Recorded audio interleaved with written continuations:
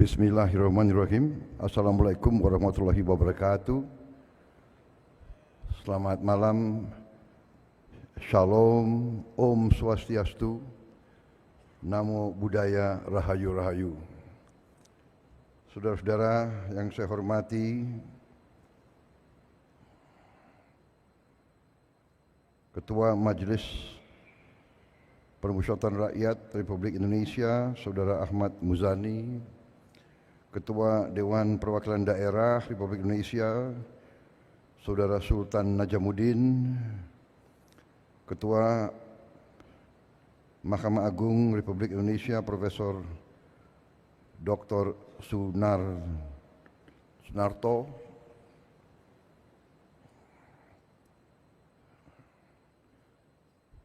para Menteri Koordinator, para Menteri, Ketua Dewan Ekonomi Nasional, para Wakil Menteri Kabinet Merah Putih yang hadir, yang saya hormati, Gubernur Bank Indonesia, Bapak Peri Warjio beserta seluruh jajaran Bank Indonesia yang saya hormati dan saya banggakan, para gubernur dan pejabat gubernur provinsi yang hadir, yang saya hormati dan saya banggakan,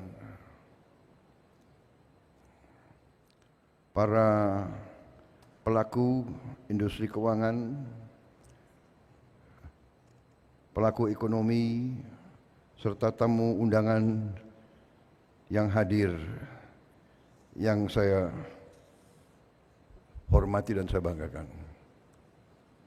Terima kasih atas undangan, yang juga para duta besar yang hadir, negara-negara sahabat, Your Excellency, ambassadors from friendly countries. I see our good brother from the United Arab Emirates. I just came from Abu Dhabi. Thank you very much. Saudara-saudara sekalian, terima kasih atas undangan ini. Saya diundang walaupun secara mendadak. Memang kita harus siap didadak setiap saat. Yang diangkat yaitu sinergi, ya.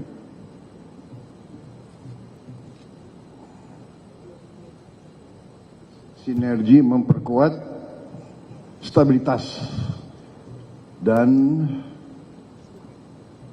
transformasi nasional. Saya kira ini sangat tepat. Hadir juga Panglima TNI. Minta maaf karena pakaian preman kelihatan kayak bankir.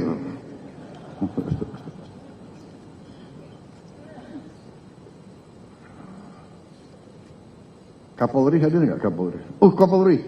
Waduh. Kalau ada Panglima TNI, Kapolri, saya merasa aman. Jadi saudara-saudara, saya sangat senang dengan tema ini. Memang inilah kunci daripada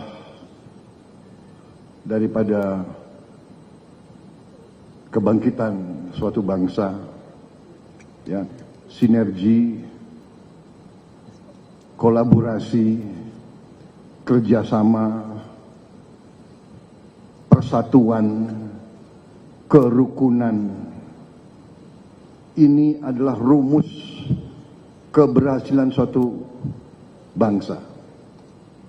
Ini adalah hasil dari sejarah. Hanya negara yang elitnya bisa rukun dan bersatu, yang elitnya bisa kerjasama, negara itu akan bangkit.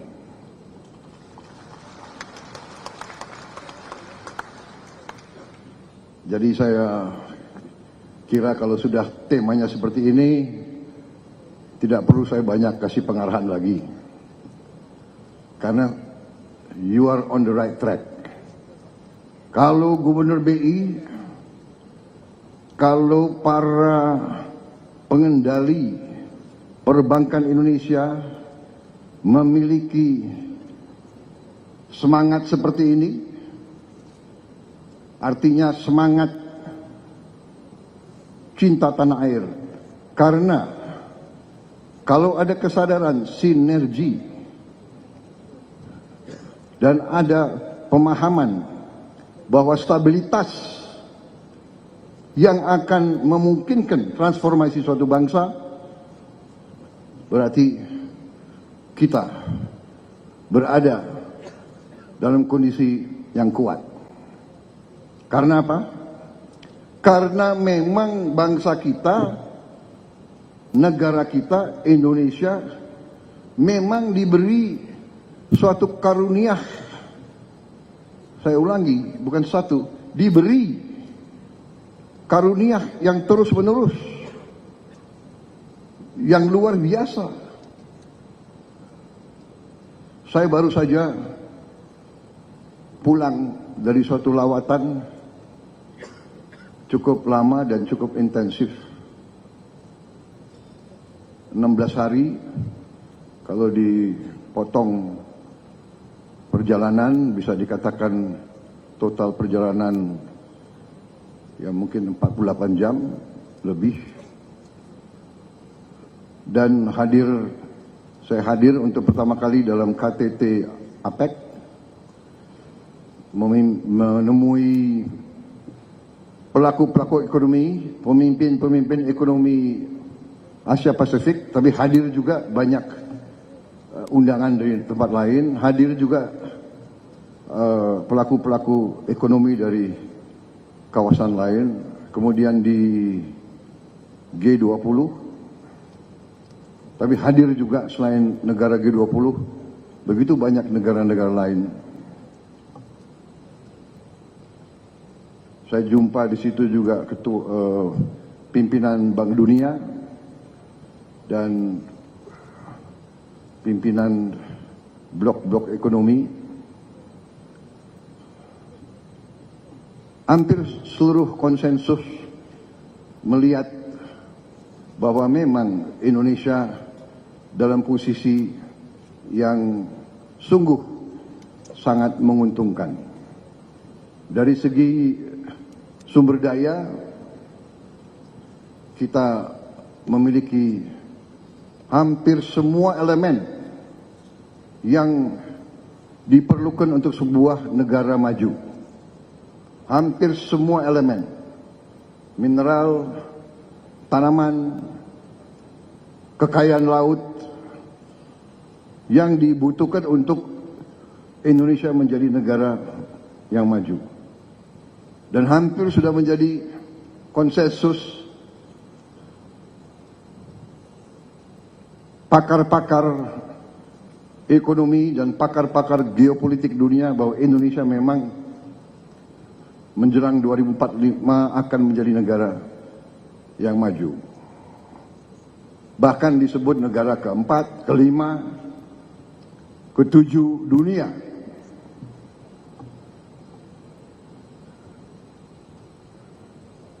Kita faham kekayaan kita. Kita faham. Kita mengerti. Tapi banyak di antara kita yang sesungguhnya tidak menyadari apa efek, apa impact daripada kepemilikan kita terhadap sumber-sumber daya tersebut. Sumber daya dan mineral-mineral kritis yang dikatakan critical minerals yang dibutuhkan untuk negara industri teknologi tinggi. Karena itu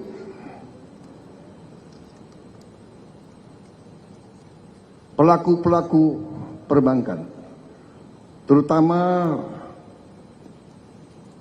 mereka-mereka yang bertanggung jawab atas kebijakan umum, atas regulasi dari pihak pemerintah, dari pihak otoritas keuangan, memainkan peran yang sangat penting. Dan untuk itu saya ucapkan terima kasih kepada Gubernur Bank Indonesia, jajaran Bank Indonesia, jajaran otoritas keuangan, dan semua pengambil keputusan, semua yang bertanggung jawab atas perumusan dan pengendalian ekonomi Indonesia. Termasuk menteri-menteri dan menko-menko saya, termasuk tokoh-tokoh pemerintahan, tidak hanya masa sekarang, tapi masa-masa yang lewat. Kita berada di posisi ini karena keberhasilan pendahulu-pendahulu kita. Saudara-saudara sekalian, setiap saya keliling Indonesia disegani. Jadi saya memang menikmati mungkin usaha kerja keras pemerintah-pemerintah yang sebelumnya. Karena saya hadir di KTT tersebut kurang 1 bulan berkuasa. Kurang 1 bulan menjabat, saya sudah dihormati. Bukan Prabowo yang dihormati, Indonesia yang dihormati. Dan dalam forum ekonomi tersebut, kenapa Indonesia dihormati? Indonesia dihormati karena ekonomi Indonesia dianggap berhasil dengan sangat cemerlang.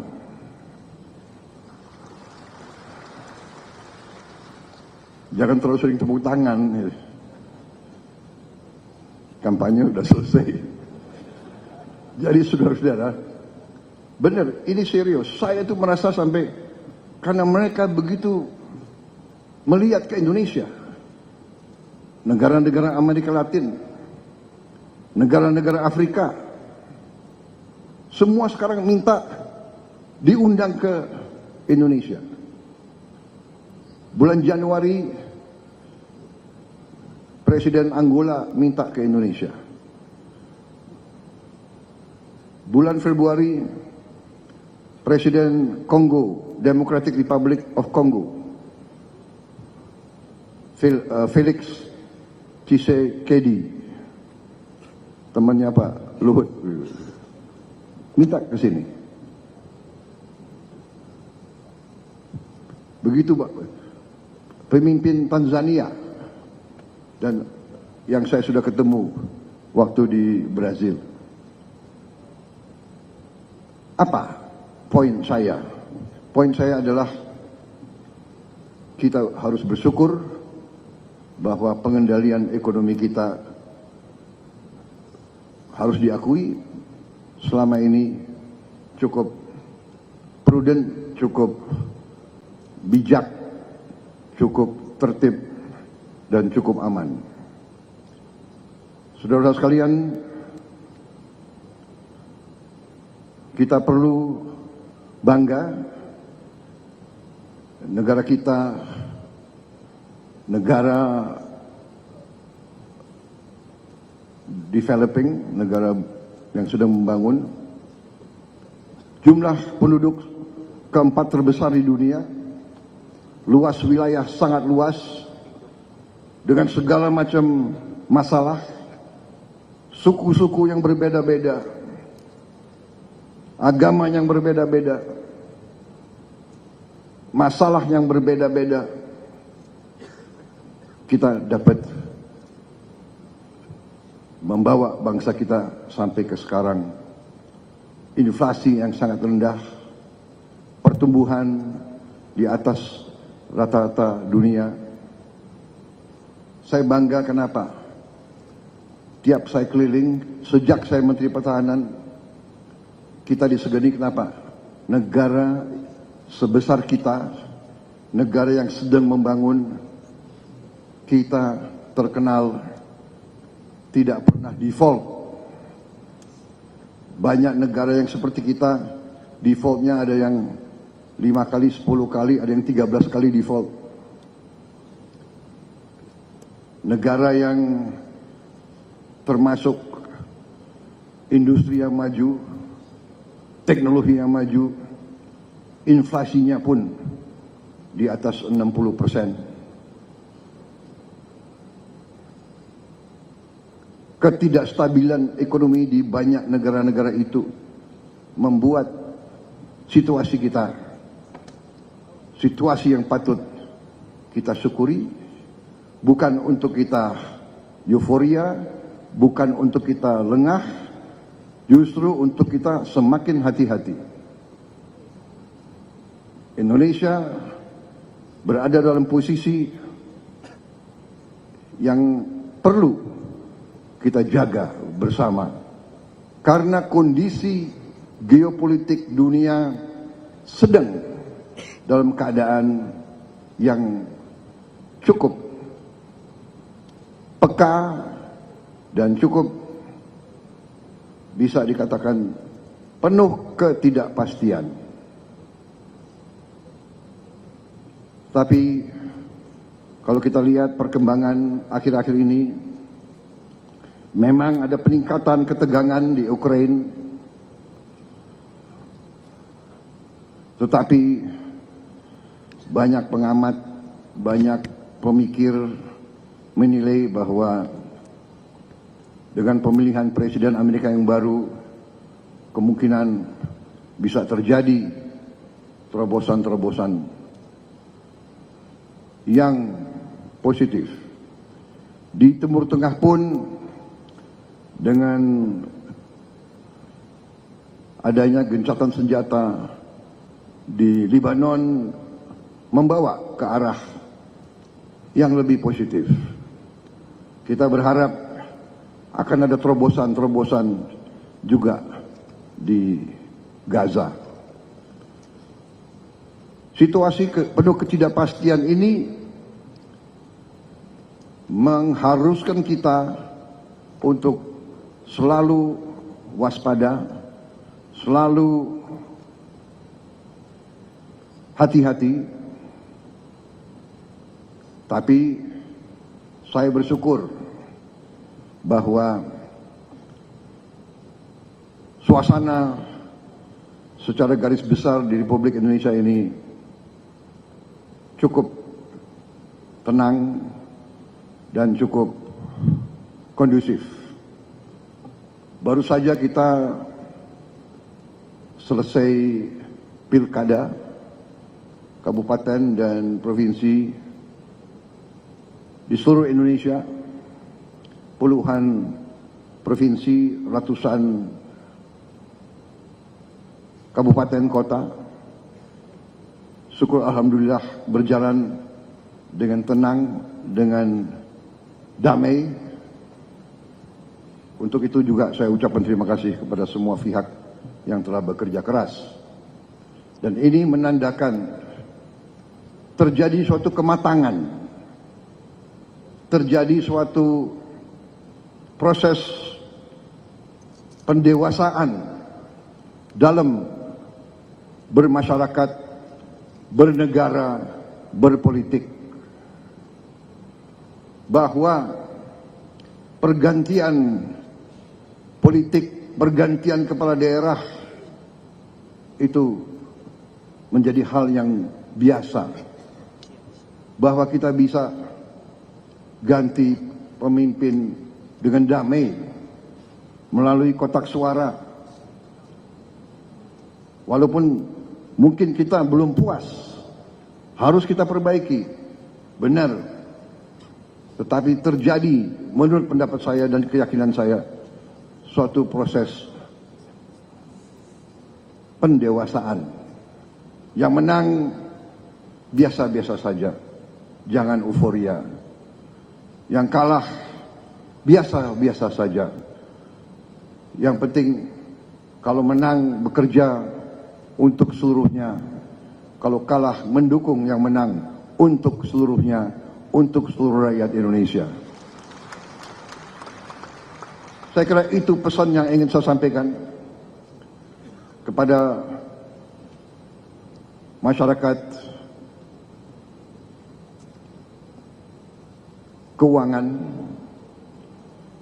Anda memainkan peran yang penting.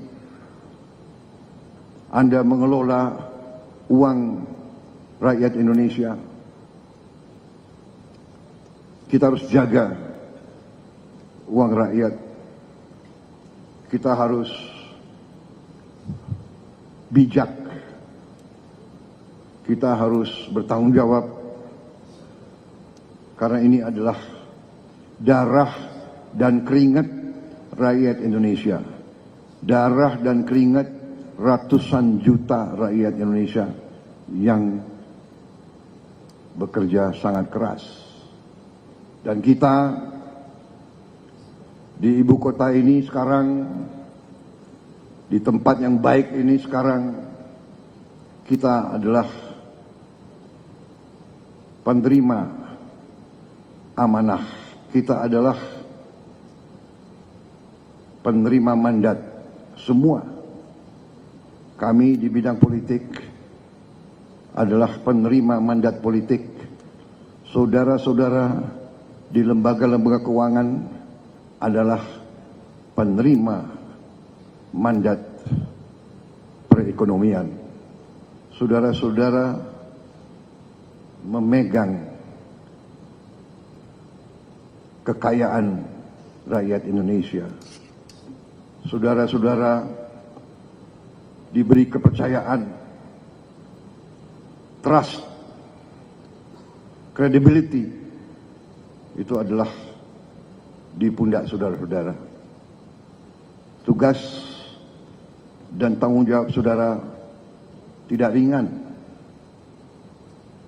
Saudara-saudara sekalian, keuangan adalah bagian yang sangat vital daripada kedaulatan dan kemerdekaan suatu bangsa. Saya ingat ada seorang pemimpin politik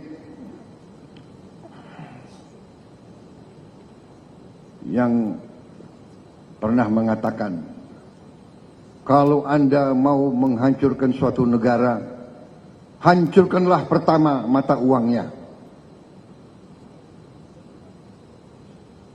Jadi,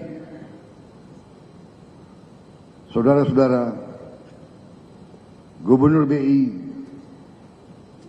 Menteri Keuangan, Ketua OJK, semua pelaku keuangan, tugas dan tanggung jawab saudara tidak ringan. Kalau pakai ilmu tentara, mungkin saudara-saudara adalah jenderal-jenderal bintang 4. Kedaulatan dan kemerdekaan bangsa Indonesia, saudara berada di garis paling depan. Saya ingat itu, dan itu memang kita waspadai. Saudara-saudara sekalian, fundamental kita kuat. Sumber-sumber daya kita kuat. Kekayaan kita kuat. Kekayaan kita banyak. Masalahnya bagi bangsa yang kekayaannya banyak, elitnya suka lengah. Itu dikatakan, ya, the curse of a resource-rich nation. Ada curse. A resource-rich nation sometimes cannot take care and protect their resources. Kemudian terjadi sikap complacent, sikap puas diri, sikap lengah. Dengan kelengahan, dengan ketidakwaspadaan, terjadi kebocoran-kebocoran yang tidak perlu terjadi. Saudara-saudara sekalian, saya kira secara garis besar itu yang ingin saya sampaikan. Tugas Gubernur BI, seluruh jajaran BI, tidak ringan. Tugas menteri-menteri di bidang ekonomi tidak ringan. Tugas otoritas keuangan tidak ringan. Rakyat, nasib rakyat ratusan juta ada di pundak saudara-saudara. Ada dalam kebijakan, ada dalam keputusan saudara-saudara. Karena itu, sekali lagi saya terima kasih atas perjuangan saudara. Kita bersyukur sekian puluh tahun dengan segala kekecewaan kita, dengan segala kekurangan, dengan segala harapan kita yang lebih, kita bersyukur kita berada di posisi ini. Kita harus lebih tertib, harus lebih waspada, akan kita atur, akan kita kurangi hal yang tidak benar. Ya, kita harus bertekad menciptakan pemerintah yang bersih, karena di mana-mana pemerintah bersih, clean government, clean governance, itu yang menjamin kemakmuran. Clean government, pemerintah bersih, pemerintah efisien yang bisa nanti terus menjaga dan mengelola kekayaan negara. Saudara-saudara adalah benteng terdepan. Atas nama pemerintah Indonesia, saya ucapkan terima kasih kepada semua pelaku-pelaku keuangan. Jagalah kepercayaan rakyat, berbuatlah yang terbaik, berfikirlah yang terbaik untuk keselamatan dan kebaikan masa depan bangsa Indonesia.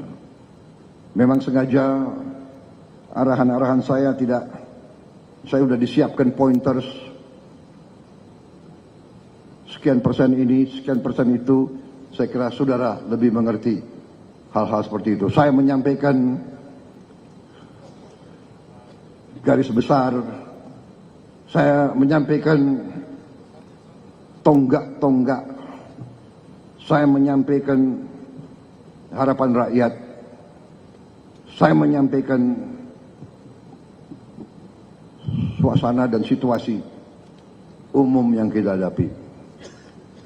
Saya percaya saudara akan menjaga kepercayaan itu. Saya percaya di hatimu semua, di hati semua pelaku, di hati semua pengambil keputusan, di hati tadi saya katakan panglima-panglima di bidang ekonomi. Saya percaya dan yakin di dalam hatimu merah putih, di dalam hatimu cinta tanah air. Saya percaya itu. Mari kita bersama sinergi, semua unsur di semua bidang, dengan semua keahliannya, kita harus bekerja sebagai satu kesatuan. Bersama-sama kita akan berhasil. Saya yakin itu. Kita akan mencapai apa yang kita harapkan, apa yang kita cita-citakan. We can do it and we will do it. Dan saya percaya saudara-saudara, saya merasakan sekarang 1 bulan saya memimpin kabinet. Kabinet saya sekarang bekerja sebagai satu tim yang sangat luar biasa, sangat baik. 1 bulan, saya nggak tahu bulan-bulan yang akan datang. Tapi saya merasakan kompak. Saya merasakan ini kayak tim sepak bola. Semua bekerja. Sampai dikatakan bahwa dalam kabinet kita sekarang tidak ada hari merah. Kita bekerja setiap saat yang dibutuhkan. Saya kira itu dari saya. Selamat berjuang bangsa dan rakyat Indonesia. Percaya sama kalian, berbuatlah terbaik. Selamat berjuang. Selesai. Merdeka. Terima kasih. Wassalamualaikum warahmatullahi wabarakatuh.